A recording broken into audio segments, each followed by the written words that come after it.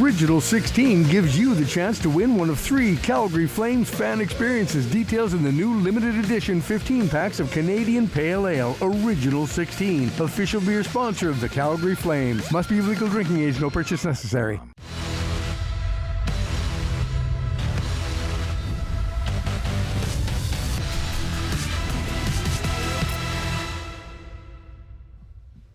Hi, everybody. Welcome to the Flames TV post-game show, and Calgary is enjoying a 3-2 overtime victory. Cory Sarich is here, as is assistant coach Kale Mclean. Kale, let's start with you. Let's get right into this one. A bit of a slow start for your team tonight, but then in the third period, they kind of came alive. What changed in that last frame? Well, I think obviously getting on the board was something that, just sort of changed the energy in the rink.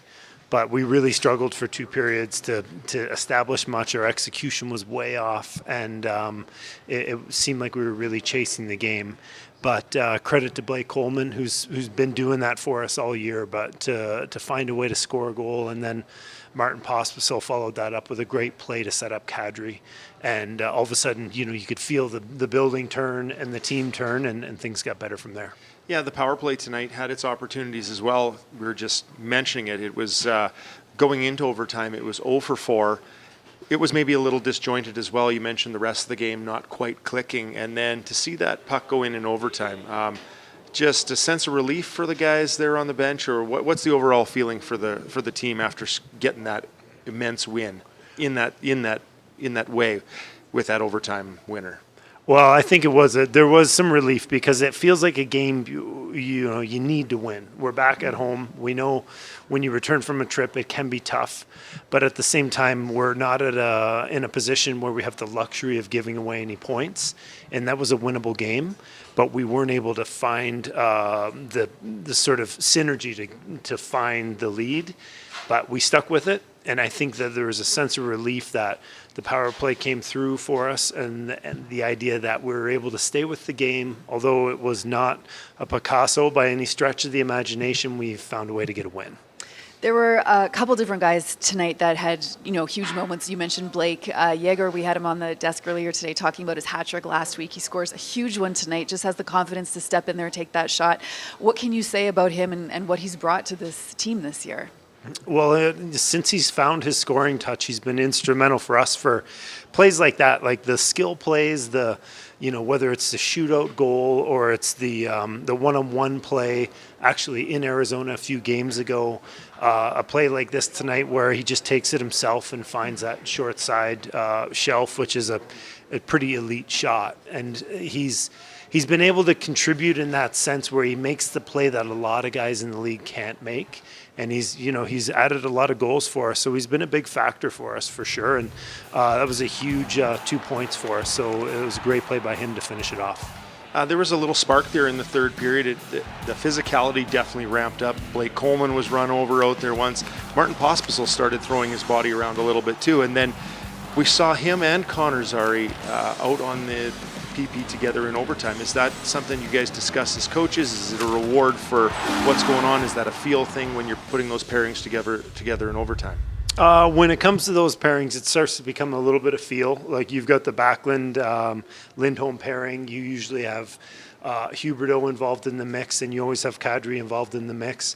And then at different times, we've had some other pairs that have gone, but I think tonight was just a night where Ryan Huska recognized that Martin Pospisil was having a night. Like he was really he had good energy.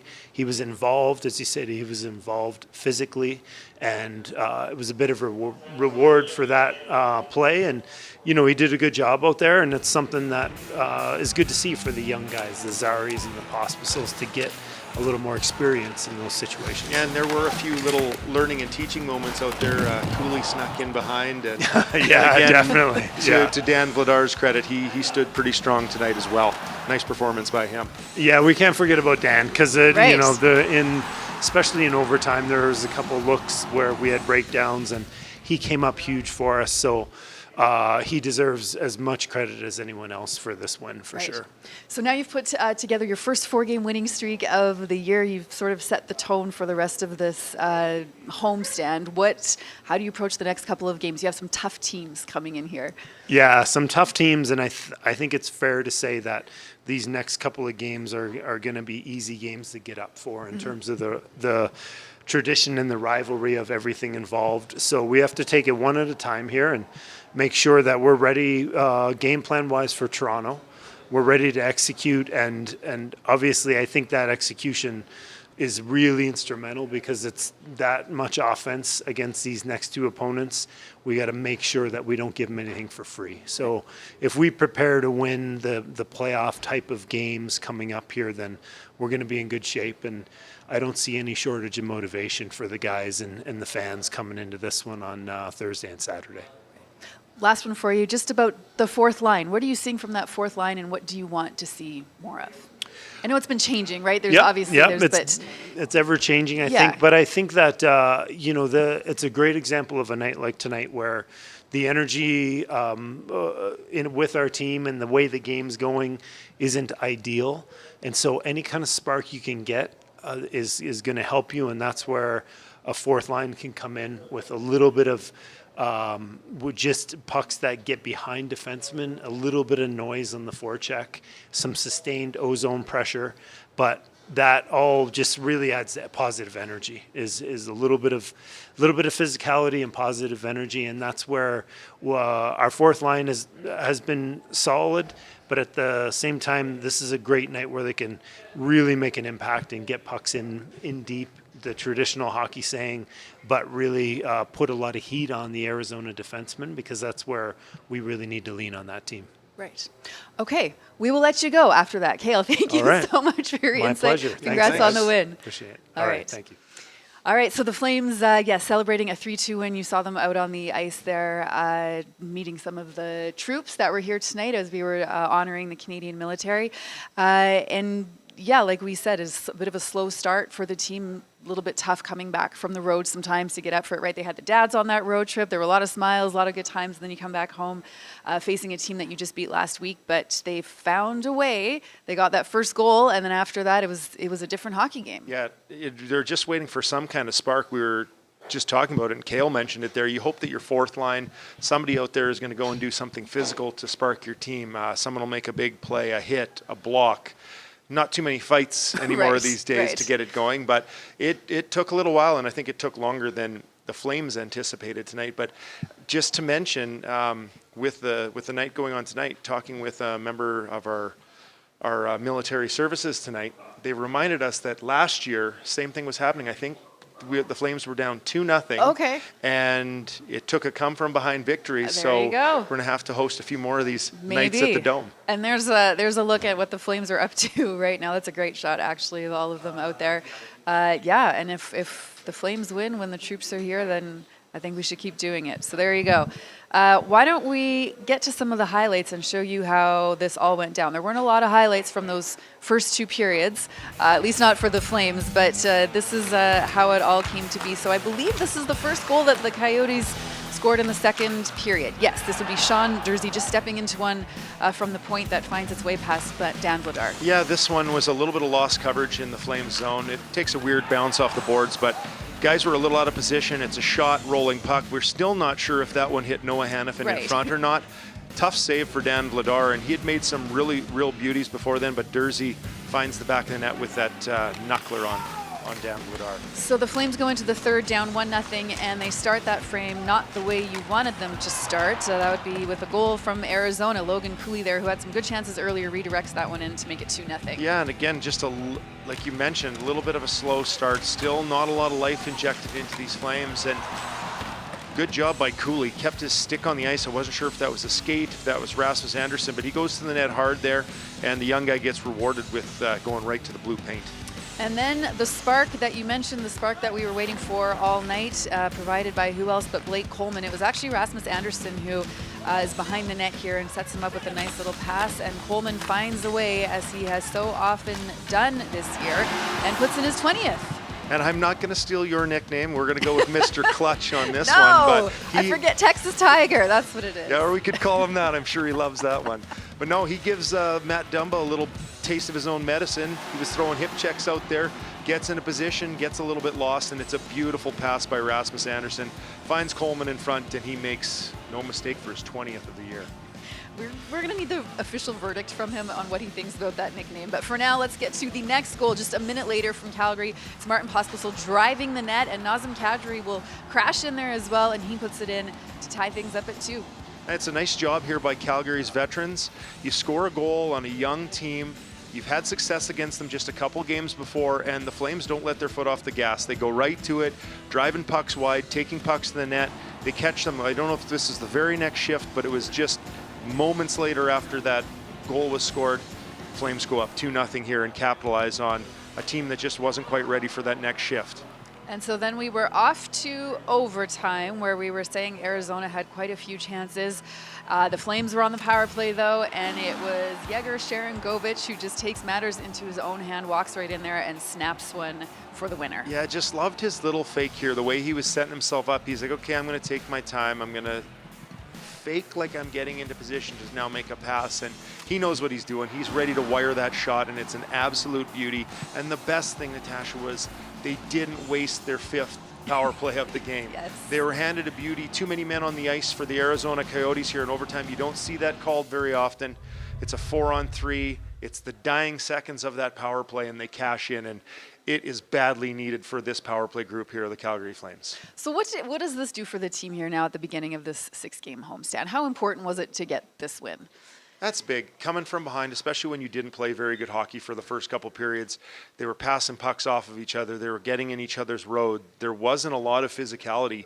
While the third period had just everything you needed to be a good building block for these next upcoming games, because you're not going to get away with 2 periods like that with your next couple opponents coming in the building. So it was really good timing, and you don't want to squander those 2 awesome road wins that you just had coming back in here. And like you mentioned, 4 in a row for the Calgary Flames. Yep. First time, and yes, the opponents coming in, Toronto and then Edmonton. So some tough tests coming up. The head coach is ready. Let's hear from Ryan Huska and what he had to say about this one. Talk about the power play tonight. Talk about the power play? Yeah, I mean, it finally got the job done, but It got the job done, and that's the 4-on-3s I find aren't the easiest to score on. 5-on-3s, it should be an automatic, and those are differences in games, but it was good to see us get one when it mattered tonight. So I thought the backline unit had some pretty good chances too earlier in the game. And it's taking steps every day, which is a real positive. What did you think of that Jaeger-Sharon-Gobich shot to win it? We've seen that a lot from him. Usually you see it on a shootout, how he gets that kind of sweeping wrister off there, but he's got such a great release and it's hard. So I think obviously there's something with it where it's hard for goaltenders to pick up too, the way he kind of pulls it and brings it into his body. But we're kind of getting used to seeing that a little bit, which is a nice thing. Coach? Him and Blake have some sort of side bet we should know about, or what's happening with those goal two? scoring? Yeah. I don't know. They might. I don't know. We'll take it. If they want to keep scoring, those two guys, we're happy about that. Dylan got the opportunity up with Jonathan out of the lineup. How did you feel he did tonight? I thought he was all right. Yeah. As a coach, I mean, that game, the first 45 minutes, not a ton of opportunities, but it felt like when you went down 2-0, a switch sort of flipped. What do you make of that? Well, it was a quiet game both ways, I felt, the first 2 minutes, and there wasn't much going on. I mean, you look at even the stat, which isn't a great indicator of the game, is the shots on goal stat. There was nothing going on the first 2 periods, and sometimes those are hard games to play because players sometimes have a tendency to get frustrated in those situations when it's not coming easy and they try to do too much. And we haven't had a lot of success in games like that because we have gotten ourselves frustrated and we haven't stuck with it, but tonight we did.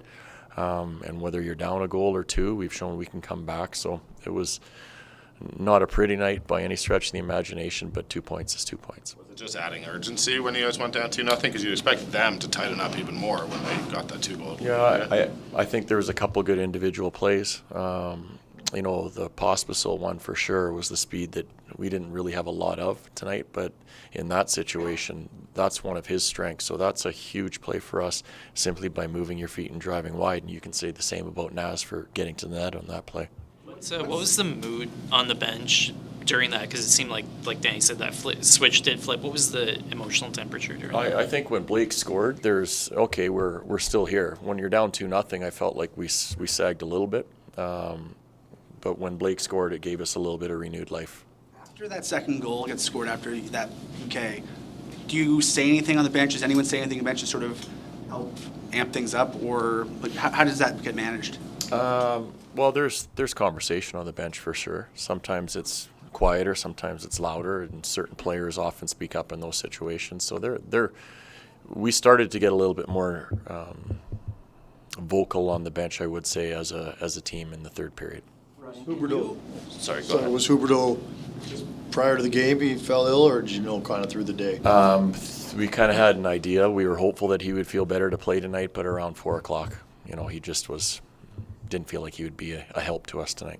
Can you just break down that Pospisil play a little further? Like, a bunch of us are going to look, and sort of the one-handed pass is going to be what sticks out. But from a coaching standpoint, what jumps out about that sequence for you? One, you keep your feet moving all the time, and when you have, or if you're blessed with being a good skater, you want to use that as often as you can. And the one thing that Marty has, he can beat like elite NHL defensemen with his speed. But in order to do that, you have to have some courage, because sometimes that means you're going to get hit on the wall. And it doesn't bother him. He just keeps going. Like you saw him tonight, he took a pretty good hit by our bench tonight, went back and did the same thing. But when you're willing to do that, oftentimes you'll eventually get rewarded. Blake, I mean, he's 32 years old, and you'd expect a guy at that age to kind of be what he is. But he's on pace to shatter his career highs. I mean, have you seen anything like that, a guy his age, just sort of? No, I don't know about someone his age or not, but I know Blake's been a very consistent player. This year, it's going in with a lot more regularity probably than in the past, but a lot of what he does is what we've seen from him in the past, whether it's the checking, grinding, hard work game that is pretty consistent with him. This year, as we've talked about, he's going to the net and pucks are finding him, and he's finding a way to finish. You just asked about Dan Vladar and how to step in for Jacob again here, and how important that is for your group. I thought Dan was really good tonight. The one goal I think might have went off a skate that went in, so that's a tough one for him to handle, but when you're not expecting to start, he has got to get himself kind of retooled fairly quickly. But I thought he did a really good job. He looked in control tonight. There wasn't a ton of work that he had to face, but when he did have to make a save, he made the big saves for us tonight. Kadri had 8 shots on goal. He was pretty beastly tonight. Naz was good. He was good. I thought he was one of the few guys that had some energy for us tonight, even in the first 2 periods. So been pretty consistent for us that way this year too. Yep. Thanks, guys. Thank you. Kadri definitely stood out tonight, and you heard all the questions about Martin Pospisil, who also stood out because of his physical presence, I would say. I just made up a word there. Physical presence more than anything. And then, of course, that huge assist on the tying goal when he was crashing the net. He is in the dressing room right now. Let's hear from Pospisil. What did you see on that play as you drove towards the net?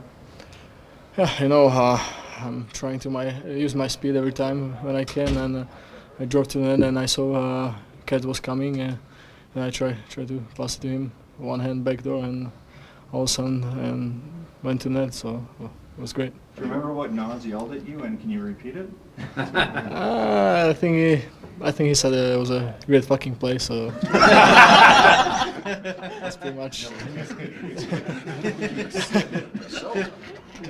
Have you watched it back yet?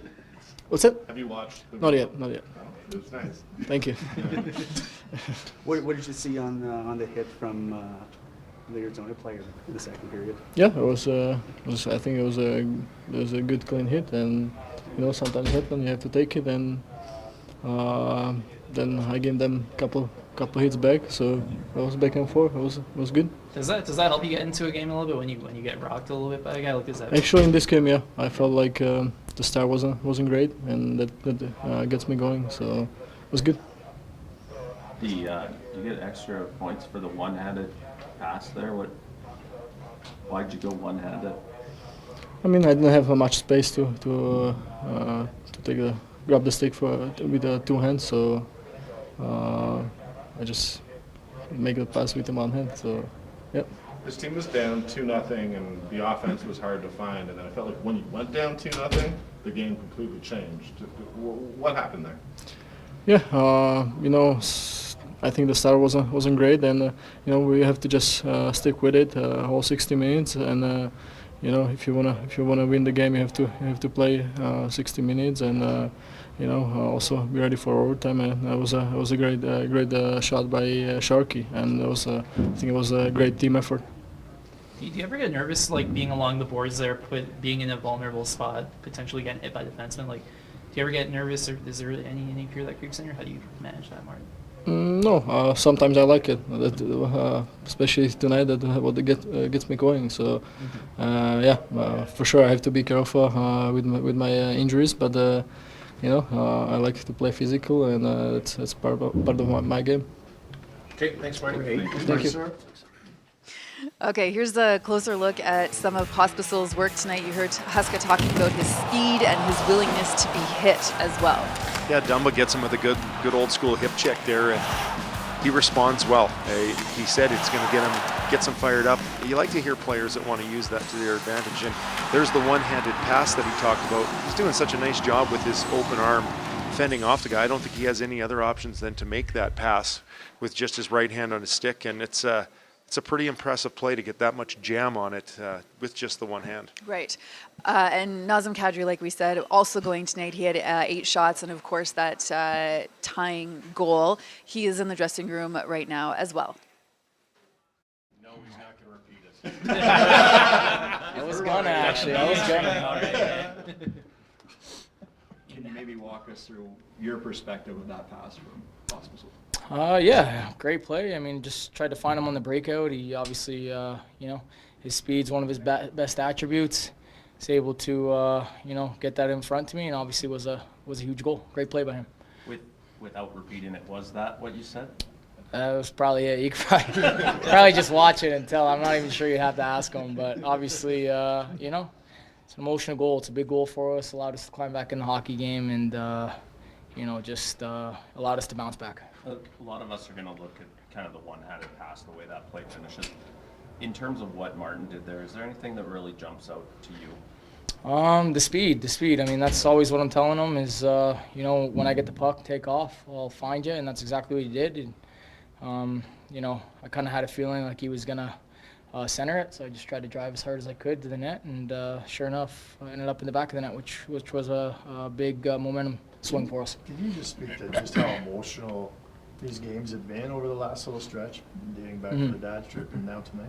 Yeah, of course. We want to put on a good show, and you know we're fighting to make the dance, obviously. So every single game is magnified for us, and you know we're trying to show that desperation early, and we're coming together. We're rallying as a team, and that's a great sign. For the first 47 or 48 minutes, offense was kind of hard to come by for both of you guys and them. But then it kind of felt like they went up 2-0 and something changed. You guys kind of just poured it on. What was that? Yeah, I mean, you know, credit to them. They, you know, I think both team systems were pretty. You know, it was a very structured hockey game. Obviously, coaches would love that, but players probably not so much. It was a frustrating game to play in, and you know, was definitely a little boring early on. But you know, sometimes that's going to happen. You got to find ways to win those type of games, and you know. Gave up a couple chances. You know, they were opportunistic. We were able to respond, but, you know, bit of a slow start tonight, but we came up big in the third period. It's cliche for us to say it's like desperation, but did that factor into it? You guys were down 2-0. You knew how much time was on the clock? I think so. I mean, it was, you know, they played a pretty good road game. Came in, didn't really give up a whole lot, and like I mentioned, the first 40, 50 minutes both ways. I think. You know, it was a I mean, playoff type game where you're not going to get a whole lot, and you know, we were able to be resilient and find a way to win that game, which is a great step for us. With these third period comebacks, do you guys have to say anything in the second intermission, or is that just sort of a belief with your group now that it doesn't matter what situation we're in, we're going to have a good third? That's right. We got that confidence. I mean, we've done it before. We've been doing it all year, and obviously the start is something we want to focus on. We've kind of improved on that as of late, but. You know, sometimes you're going to get behind the 8 ball, and you got to roll your sleeves up and get to work. And you know, certainly wasn't pretty, but we'll take it. You had a front row seat for Yegor Sharangovic's overtime winner. It feels as if since mid-November he's been on a tear and he's really fit into your offense. How would you describe how he's kind of settled into your team on the ice and off the ice around you guys? Well, he's been a great addition. You know, he's a kid that's eager to learn, and you know, he's willing to get better and soak in that knowledge to get better. So he's been a great addition for us, playing well all over the ice, and been pretty consistent, which is always good to see from a young player. So he's got a great shot. You saw that again tonight. What did you think of that game? Like, what was your view of the game? It was just a little too close to my face. So I mean, I was obviously standing in front. You know, that's a scorer's goal. He picked a corner, saw it hit the back bar, knew it was in right away, so it's a great shot. Can you talk about the leadership with your team here? You guys are doing a really good job of kind of coming through. Can you elaborate a little more on that? Yeah, I think, you know, certain guys obviously are dependent on to lead the way, and, you know, everybody else does a great job following that footprint. So that's something we take pride in as leaders to, you know, come to play and, you know, kind of drag everybody into the fight. So it's been good to see. Okay, thanks, Nazem. You ready back with Coleman? Original 16 gives you the chance to win one of 3 Calgary Flames fan experiences. Details in the new limited edition 15 packs of Canadian Pale Ale. Original 16, official beer sponsor of the Calgary Flames. Must be of legal drinking age. No purchase necessary.